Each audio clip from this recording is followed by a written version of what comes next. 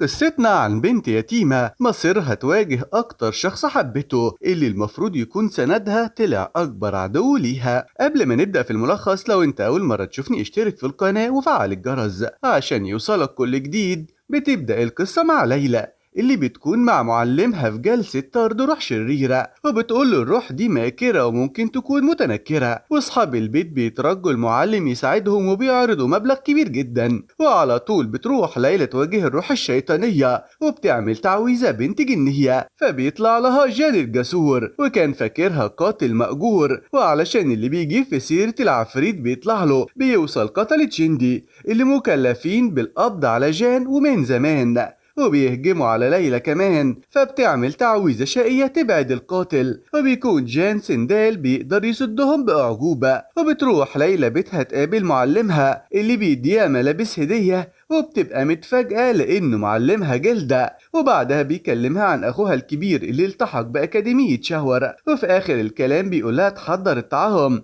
وفي نفس الوقت بنشوف جان شايل أخوه هان وبيهرب من اللي بيطاردوهم، وبيفتكر هان لما كان صغير وجان أنقذه من القتلة، وبيقعد يستريح شوية، وفجأة بيوصل لهم قتلة شندي وبيقف في وشهم جان وبيدخل في حرب معاهم وبينقذ أخوه للمرة التانية. والحزن حظهم بيشوفهم المعلم مجدي من أكاديمية شاور وبيقضي على القتلة في لمح البصر، وبعد ما بيكشف على أخوه بيقوله إنه مريض جدا والعلاج الوحيد هو قوة الثعلب ذو الذيول التسعة، والطريق الوحيد ليه هو ليلى اللي بتكون حضرت الطعام لمعلمها اللي اختفى فجأة، ولقت رسالة بيقولها إن عنده أمر مهم ومش هينفع ياخدها معاه، وبيوصيها تدور على أخوها الكبير في أكاديمية شاور. فبتروح ليلى تنط في الغابة على أمل معلمها يظهر كالعادة، لكنه ما بيظهرش، وبتقع ليلى على ريان وده ثعلب ذو الذيول التسعة وبيختفي فجأة. وبيوصل معلمين أكاديمية شاور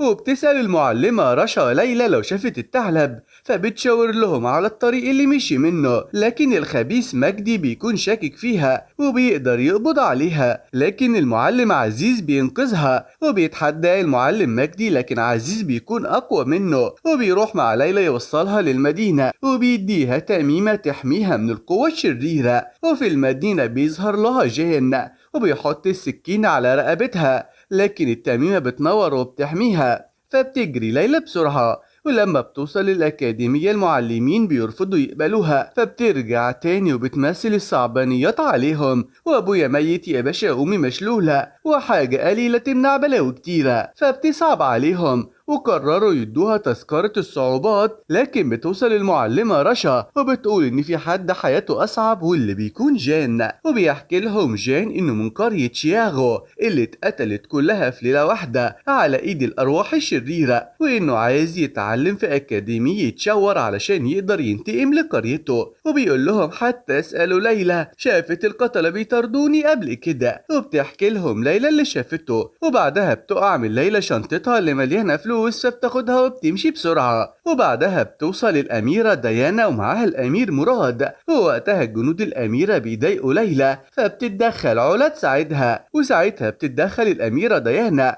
وبيقف لها عمار أخو علا، ووقتها بيتدخل الأمير مراد وبيقول لديانا مش عايزين مشاكل. وقتها بتقعد ليلى تتعرف على الشاب عمار وإخواته علا وعبير، وبالليل بيسمعوا صوت غريب وبيطلع جان بيقول لهم إنه كان نايم وصحي على ريحة الأكل، فبتقفش ليلى فيه وقول لي يلا أنت كل شوية تطلع لي عايز مني إيه، فبيعرفها إنه عايز ينضم للأكاديمية لأنها أأمن مكان ممكن يعيش فيه. وبيقعد عمار يبص لجان باستغراب وبيفتكر لما كان صغير وأمه طلبت من ابن الحارس يتنكر إنه الأمير بداله علشان يحميه من القتلة، وبيبقى عمار شاكك إن جان هو اللي اتنكر مكانه. وتاني يوم بيكون الاختبار الأول للجذور الداخلية، والأول في الاختبار بيكون الأمير مراد اللي بيظهر قوة على شكل طائر ناري قوي، والتاني بيكون جان اللي بيظهر قوة تنين اللهب، والتالت بتكون ليلى واللي بتظهر قوة ضعيفة جدا يا دوب قبلوها بالعافية. ولما بيخرجوا بيقابل مراد جان وبيطلب منه يتحدوا مع بعض، لكن جان بيقوله إنه مش مهتم بيه وبيمشي. أما ليلى فبتجبر الثعلب ريان إنه بيخرج من شعرها. وانت يا عم التعلوب لازق لي ليه؟ وبعدها بتقعد ليلى وجان يشربوا حاجة، وفجأة بيوصل لهم قتلة شندي، وبتتدخل الأميرة ديانا والأمير مراد، لكن صاحب المكان بيوصل وبيقضي عليهم. وبالليل بتسمع ليلى عمار وهو بيحكي لاخواته عن جهن، وإنه الشخص اللي انتحل شخصيته علشان كده القتلة بيطاردوه طول الوقت.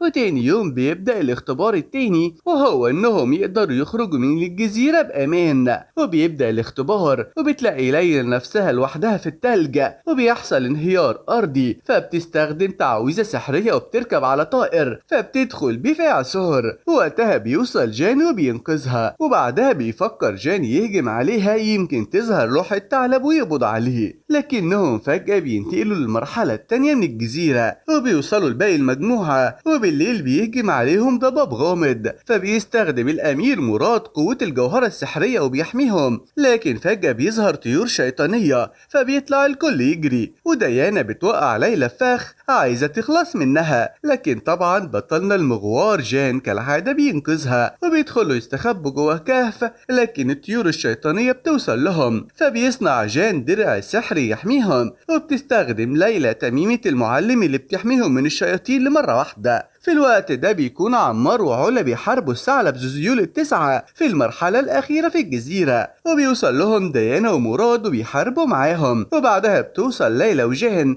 اللي على طول بيشارك في المعركة، لكن الثعلب بيبلع ليلى وجهن في بطنه، وبيلاقوا نفسهم في مكان كله فروة. وبتكلم ليلى الثعلب اللي في شعرها: انت يا عم التعلوب قول لنا نتصرف ازاي؟ وبتبص تلاقي جان بيبصلها باستغراب، وبتقدر ليلى تمسك الشعرة اللي مكونة للثعلب، وبينجحوا كلهم في الاختبار. وبالليل بيقابل جان المعلم مجدي وبيسأله عن صحة اخوه هان، فبيقول المعلم ان صحة اخوه متوقفة على قوة الثعلب ذو ذيول. وبيسمع الامير مراد كل الحوار، وبعدها بيهجم شخص غامض على ليلى وبياخد منها خيوط الطاقة. وبيلاحظ الجني ان الاتنين دول متشاركين نفس المصير، ووقتها بيوصل قتلة شندي، لكن بيتصدى لهم الامير مراد وبيقضي عليهم. وتاني يوم بيركبوا العربة للأكاديمية، وبتقف ليلى تتفرج من الشباك ويا حلولي، لكن فجأة بتقع فبينط جان وراها، وبينقذهم المعلم ريشا وبيوصلهم للأكاديمية بأمان. وبعدها بتتهم علا الأميرة ديانا إنها زقت ليلى عن قصد، وبتوصل المعلمة رشا وبتقول لهم القتال بين التلاميذ ممنوع. وبيوصل الطلاب للقاعة الرئيسية، وبيلقي الرئيس زو كلمة للطلاب، وبعدها بيمشي كل الطلاب ما عدا ليلى بتفضل، وبتسأل الرئيس عن الأخ الأكبر، لكنه بيقول لها بما إن معلمك بعتك لهنا يبقى ده قدرك. وبتدخل ليلى غرفتها اللي بتكون مريحة جدا، ولما بتفتح شنطتها بتلاقي قناع الشخص اللي هجم عليها، واللي بيطلع جان اللي بيكتشف ان ليلى محمية بختم عجيب. وفجأة بيلاقي ليلى قدامه وبترجع له القناع بتاعه وبتهدده بالسلاح، وبتسأله ليه بيحاول يقتلها، وبيحكي لها وبيقول لها انه بيحاول ينقذ اخوه مش اكتر، وبيطعن نفسه بالسيف يمكن تصدق، وبعدها بيغمى عليه. وبتفضل جنبه وبتقرر تساعده علشان يخف. وتاني يوم بيفوق جان وبتقول له يا ريت تدفع لي تمن الحبوب اللي اديتها لك. وتاني يوم بتخرج ليلى للساحة وبتكون متأنقة في منتهى الشياكة، والكل بينبهر بجمالها حتى انا. وبعدها بيقول لهم المدرب ان اول تدريب هيكون انهم يطيروا السيف، واللي مش هينجح ملوش عشا النهارده. وبعدها الكل بيتدرب على السحر، وبتبقى ليلى فاشلة مش عارفة تحرك نملة. ولما بتشوف جان بتلاقيه بارع جدا بيحرك السيف في الهوا وكأنه لعبة، حتى الأمير مراد بيقدر يطير السيف هو كمان. وفجأة بيطير جان راكب على سيفه، ووراه بيروح الأمير مراد. وتقريبا على آخر اليوم الكل نجح في الطيران ما عدا ليلى، بتقعد من كتر الجوع، وبيجي لها جان وبيجيب لها أكل، وبيقعدوا بالليل يشووا سمك، وبيجي لها الأمير مراد وجايب لها أكل هو كمان. وتاني يوم بيكون التدريب مع المعلم ريشا اللي بيقول لهم إنه هيختبر قوتهم ومهارتهم الأول، وبيهجم عليهم بالسيوف، وبيكون الكل بارع جدا في المراوغة ما عدا ليلى فاشلة كالعادة. فبيقول لها المعلم يا ريت تتدرب أكتر. وبعدها بتروح ليلى للمعلم ريشا وبتسأله عن رسمة أخوها، وبتقوله إن المعلم قال لها تدور على أخوها وده شكله، فبيقول لها إنه هنا بقاله 40 سنة وما فيش حد بالشكل ده، وبيعرفها إنه مستواه ضعيف ويا ريت تروح أحسن. وتاني يوم بيكون جان مع ليلى وبتجيله ذكريات عن ليلى وهي بترقص وبيسأل نفسه ذكريات مين دي. وتاني يوم في التدريب بيتفاجئوا انهم محاصرين داخل مصفوفة وبتقول لهم المعلمة رشا استخدموا قوتكم الداخلية علشان تخرجوا. وطبعا الكل بيخرج ما عدا مين؟ ليلى اللي بتكون ضعيفة جدا. وفجأة ليلى بتفتكر دروس معلمها القديم وبتعمل حركة تقدر تسيطر على المصفوفة كلها. وبيفتكر جان ان دي نفس حركات المعلم اللي عمل المصفوفة في قريته. وبعدها بتقدر تطير على العصاية وبتتحرك بعيد وبيشوفها المعلم ريشا وبيخلي النحل يطاردها فبتقع من على العصاية. وطبعا بيوصل لها الوسيم بتاعنا وبينقذها وبيقعوا الاتنين مع بعض والحمد لله جت سليمة. ولما جم يخرجوا الباب اتقفل وكانوا محاصرين داخل المكان وبدأت حاجات غريبة تحصل في المكان وتهجم عليهم. وفجأة طارت نقطة دم من ليلى جت على جان فجت له ذكريات غريبة واندفع على ليلى وكأنه شخص تاني. وبيدخل عليهم المعلم ريشا وبيطردهم من البيت ويلا من غير ما ترد. وبعدها بتلاحظ ليلى ان جان بيبصلها بطريقة غريبة فبتضربه على دماغه فبيغمى عليه. وتاني يوم بيقول لها انه مش عارف ماله وبيعتذر ليها لكنها بتقول له انت بتقرب لي علشان قوة الثعلب علشان تنقذ اخوك. فبيقول لها انه مش هياخد منها حاجة وانه هيتدرب علشان ينقذه بنفسه. وبعدها بيشوفوا المعلم ريشا بيتصرف بغرابة وبيدخل غرفة المعلمة رشا ولما بيخرجوا بيخدرها وبيدخلها بالعافية. فبتقتحم ليلى المكان وبتهجم عليه ويا واطي انت بعيد عنها لكنها طبعا مش ندي ليه وبيتغلب عليها بسهولة. فبتلاقي ليلى سيف واول ما بتمسكه بتمرض المعلمة رشا اكتر. وبيدخل عليهم الرئيس زو بيقول لها انها فهمت غلط. المعلم ريشا كان بيساعد رشا مش اكتر وبيقعد معاهم الرئيس يشرح لهم الموضوع. وبعدها بيتسلل جان وليلى لبرج المخطوطات وبيفعل جان الممر بقوته وبيدخلوا للمكان وهناك بيكون فيه الآلاف من الأساليب السحرية القوية. وبيدخل الأمير مراد هو كمان وبتجرب ليلى تقنية إطلاق الروح لكنها بتكون خطر عليها فبيتدخل جان وبينقل لها قوته الداخلية فبتتفعل قوة الشجرة الأسطورية المخفية جوه ليلى. وكل المعلمين بتلاحظ ده وبعدها بيغمى عليها بين ايدين جان. وفجأة جان بيتحول لشخص تاني وبيهجم على مراد لكن أول ما بتلمسه ليلى بيرجع لوضعه الطبيعي وبيطاردهم تنين ناري. وبيتدخل مراد وبيحاول يوقفه وبيروح المعلمين لبرج المخطوطات وبيتأكد الرئيس إن مفتاح البرج مع المعلم ريشا وبيقول لهم إن في شيء غامض على وشك الظهور. أما ليلى فبتقول لهم إنها مش فاكرة حاجة غير إنها كانت بتجرب تعويذة. وبيسألها جان لو حاسة بأي ألم أو أي حاجة غريبة فبتقول له مفيش أي حاجة. وبعدها الكل بيجتمع في الساحة وبيقول لهم المعلم إن في حد اتسلل للبرج ويا ريت يعترف بنفسه. ولما محدش بيعترف بيتدخل المعلم ريشا وبيستعمل تعويذة سحرية لكنها ما بتقدرش تكشفهم. وبيظن الرئيس ان المتسلل مش من الطلاب وكانوا لسه هيمشوا فبيوقفهم القائد درغام وبيقول ان القوة اللي ظهرت ممكن تأثر على سلامة الولايات التسعة وبيستخدم تعويذة شيطانية تكشف صاحب القوة دي. فبتروح التعويذة على ليلى فبيتدخل جان وبيواجهها لكن درغام بيكون اقوى منه فبيتدخل عمار وعلا وعبير وكمان الامير. وفي اخر لحظة بيوقفهم الرئيس وبيتهم درغام الطلاب انهم خونة لكنهم كلهم بيتهموه انه بيساعد قتلة شندي ضدهم. وبيقول الرئيس انهم محتاجين وقت يحققوا في الموضوع وبيطلب من المعلم تختخ يعالج جروح جان. ولما بيسأله انت ليه ما استخدمتش قوتك لحماية جسمك ما ردش عليه. فبتقول له ليلى انه نقل لها كل قوته الروحية فبتخرج ليلى ومتضايقة انه عرض حياته للخطر علشانها. وبيشكر جان عمار والزملاء على مساعدتهم ليه. وفي نفس الوقت الامير مراد بيكلم الامبراطور وبيقول له الامبراطور ان كارثة البحر قربت ولازم يلاقوا روح الشجرة المقدسة وإنها الأمل الوحيد للمملكة. ولما بيخرج بيسأل ليلى وجان لو شافوا روح الشجرة المقدسة وطبعا ليلى متعرفش حاجة وجان أنكر إنه شاف أي حاجة. وبالليل بيفتكر جان اللي حصل وبيبقى شاكك إن في مصير بيجمعه مع ليلى. وتاني يوم بتقعد ليلى ومراد وجان وبتوريهم ريشة العطر الأبدي واللي بتربط مشاعرهم ببعض وأي حد فيهم هيحصل له حاجة هما التلاتة هيحسوا زيه بالظبط.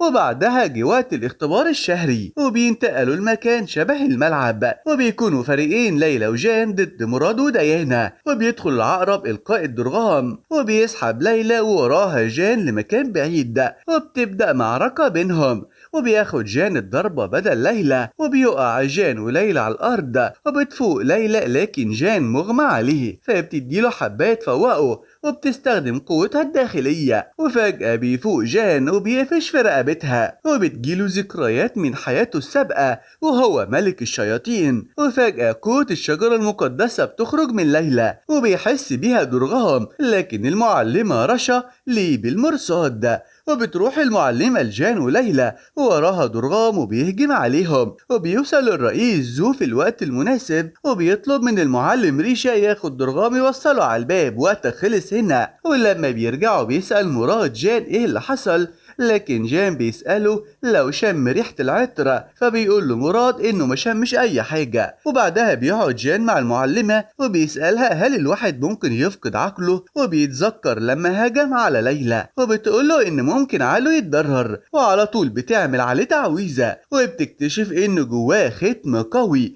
وبتنيمه بتعويذة تانية وبتبقى عارفة الحقيقة كلها عن وضعه، ووقتها ليلى بتفوق وبتلاقي مراد جنبها، فبتخرج جري تروح لجان اللي بتلاقيه واقف مع المعلمة رشا، فبتروح وتشكر المعلمة على مساعدتها، وساعتها جان بيدخل غرفته وبيقفل الباب في وش ليلى، وبعدها بيحقق الرئيس والمعلمين مع ليلى وبتقول لهم اللي حصل، وبيطلع المعلم ريشا حجر لقيه هناك في المكان، وبيقدر الرئيس يحول الحجر لهيئة الجني وبيوريهم الجني الجزيرة اللي جه منها، وعلى طول ليلى بتفتكر انها شافت نفسها هي وجان في نفس المكان، وتاني يوم بيتقابلوا في الساحة وبيبدأوا تدريب خماسي على تشكيل خطير، وبيكون التناغم بين قواهم عالي جدا، لكن علا بتخرج عن السيطرة وبيلحقها المعلم ريشا اللي بيقول لهم انه مفكرين نفسكم مين علشان تتدربوا على تشكيل خطير زي ده، وبيسيبهم ويمشي، وبالليل بيقعد جان يدور في الكتاب وبيفتكر الهالة اللي خرجت من ليلى ومش عارف يوصل لأي حاجة، وبيبقى شاكك ان في مصير بيجمعهم ببعض، ووقتها ليلى بيحصل لها حاجة غريبة وبتخرج طيران من الأكاديمية، وبيطلع ده فخ درغام ووقعت فيه، وبيسألها عن مكان الشجرة المقدسة، وكالعادة بيوصل بطلنا جان في الوقت المناسب، لكنه بيتقبض عليهم الاتنين، وبيحاول جان يصده لكن درغام أقوى منهم بكتير، وبيكون جان على وشك الموت. وهنا بينتهي البارت الأول. يا ترى هتكون دي نهاية جان ولا القدر هيكون لي رأي تاني؟ استنوني في البارت التاني قريبا، وما تنسوش اللايك والفولو وتكتبوا لي رأيكم في التعليقات. مع السلامة.